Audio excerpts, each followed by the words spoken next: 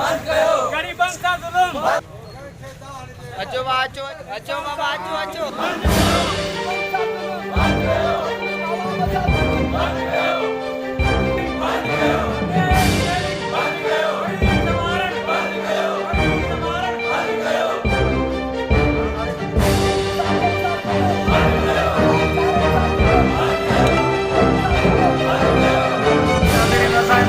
Press club जनाबाग Larkana में बीठा आहियूं। हिते सिंध पंहिंजे यूथ वारनि जेको आहे हड़ताल कई आहे, जंहिंजो चवणु आहे त महिरबानी करे पंहिंजे हिनखे टेबल टॉक कराए हिननि खे ठाहियो वञे। अचो त हिननि खां व्यूज़ वठंदासीं हिननि जो छा चवणु आहे।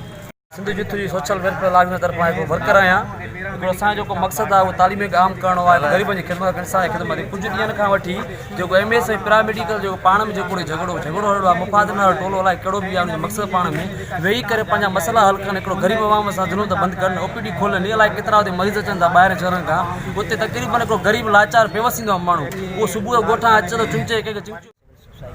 ऐं लाड़काणे जा जेके समाजी वर्कर आहिनि उनजी तरफ़ां असांजो मक़सदु इहो आहे त ख़ुदा इंसाननि ते रहम कयो। हे जेको पैरामेडिकल ऐं लाड़काणा MS जेको हिक ॿिए खे ख़्वार करे रहिया आहिनि ऐं पंहिंजा ज़ाती मुफ़ादनि में जेको असां ज़ाती मक़सद में 20 ॾींहं आहे जेको ग़रीब मज़लूम आवाम तड़पी रहियो आहे इलाज कई ख़ातिर, उन्हनि सां ज़ुल्म बंदि कयो, हे इंसानियत सां ज़ुल्म बंदि कयो। असांजो मक़सदु एतिरो आहे त ख़ुदा जे तव्हांजा ज़ाती मक़सद आहिनि त पंहिंजा वेही करे बंदि कमरे में वेही करे उहे ज़ाती मक़सद पंहिंजा हल करे इंसाननि सां इंसानियत सां प्यार कयो। MS जे लाइ तव्हांजो को पैगाम इरशाद काज़मी साहब जे लाइ? इरशाद काज़मी साहब लाइ मां इहो चवंदुसि त अगरि जे तव्हां क़ाबिलियत वारा ऑफिसर आहियो त अव्हां चओ था त मां हिकु ऑनेस्ट ऑफिसर आहियां, त महिरबानी करे यूनियन वारनि जा जेके आहिनि मुतालबा वेही करे उन्हनि जा जाइज़ मक़सद जेके आहिनि तव्हां हल कयो, जा न कयो मतिलबु आवाम जी जेकी तकलीफ़ आहे उहा दूर कयो। वेलफेयर ऑर्गेनाइजेशन लाड़काणा जो ऑर्गेनाइज़र अमजद अली पावर। जीअं त असां अॼु Sindh youth social welfare organisation जे तरफ़ां अॼु ही जेको पैरामेडिकल स्टाफ ऐं MS जे विच में जेको झगड़ो हली रहियो आहे काफ़ी ॾींहंनि खां वठी, असांजे नौजवान यूथ जा दोस्त इन जे करे ई निकिता आहियूं त उन्हनि जा उहे पंहिंजा ज़ाती मुफ़ाद परे करे ऐं मरीज़नि जी ख़िदमत कनि, आवाम जी ख़िदमत कनि। हिन अस्पताल में माण्हू ॿाहिरियुनि जेको आहे ज़िलनि खां बि अचनि था, अलाए किथां किथां अचनि था, जेके वीचारा मायूस थी मोटी था वञनि ऐं उन्हनि खे परेशानीअ जो मुंहुं ॾिसणो पए थो। असां सभु दोस्त सिर्फ़ु इन जे लाइ गॾु थियूं त हू पंहिंजा ज़ाती मुफ़ाद छॾे करे ऐं सिंध हुकूमत खे बि असां इहा ई अपील कंदासीं त उन्हनि जा जेके मसइला आहिनि उन्हनि खे टेबल टास्क करे ऐं विहारे उन्हनि जा मसइला हल कया वञनि ऐं मरीज़नि सां इंसाफ़ कयो वञे त जीअं अॻिते मरीज़ सुठे नमूने सां गुज़ारे सघनि, छो जो हिननि सां तमामु वॾी परेशानी ऐं वॾे दुख में गुज़ारे रहिया आहिनि।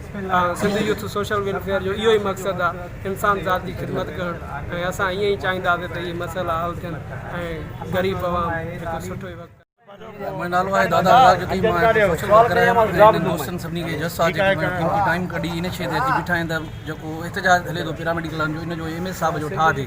बिलावल साहब जो जेको आहे सो तक आहे MNA शहीदनि जो शहर सजंदड़ आहे ऐं हुते आल सिंध बलोचिस्तान में माना मशहूरु आहे जेको आहे हॉस्पिटल, उते मरीज़ हिन महिल तड़पनि था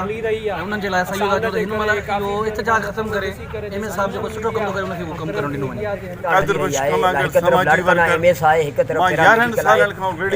असांजे लाड़काणे सां ज़ुल्म आहे, असां वटि ड्रेनेज सिस्टम जेको आहे बिल्कुलु ख़राबु आहे, पैसा आया खाई खपाए विया, कंहिंखे चयो आहे त ही कर ख़ुदा जो तव्हां कयो था अवाम जे ग़रीब अवाम जे मथां, असांजा मारूड़ा मरनि था, ॿुधायो त घणा हिकिड़ा कर्ज़ खणी माण्हू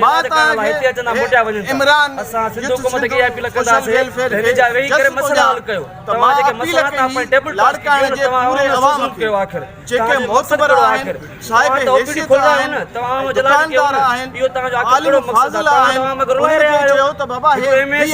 पैरामेडिकल जो हिकिड़ो पाण मसइलो तव्हां मैदान में अचो, इन त सिंध हुकूमत छो ख़ामोश आहे? कोई न आयो शाबाश तो ॾियां मां इन करे यूथ खे असां ई पंहिंजो मुसलसल हलाईंदा गैरत इहा जाग पैदा थी पई। छा ॿियनि जो इहो फर्ज़ न आहे लाड़काणे खे बचाइण लाइ? इंतज़ामिया आहे, 3 ॾींहंनि जो तव्हांखे टाइम ॾियूं था पिया, इन खां पोइ शहर जी घिटीअ में जेको आहे उहो एहतिजाज हूंदो ऐं पोइ तव्हां हुकुमराननि जो को चाड़ो न हूंदो। तव्हां सिंध यूथ जा जेके मर्कज़ी अॻवान आहिनि हुननि जा व्यूज़ ॿुधा, हिननि जो इहो ई चवणु आहे त ख़ुदारा अवाम जे मसइलनि जे ख़ातिर पंहिंजा जेके तव्हांजा मसइला आहिनि उहे छॾे करे अवाम जी ख़िदमत कयो। मां आहियां मोहम्मद इकबाल शेख चीफ रिपोर्टर मुंहिंजी सिंध न्यूज़ लारकाणो हकनि जी सलाह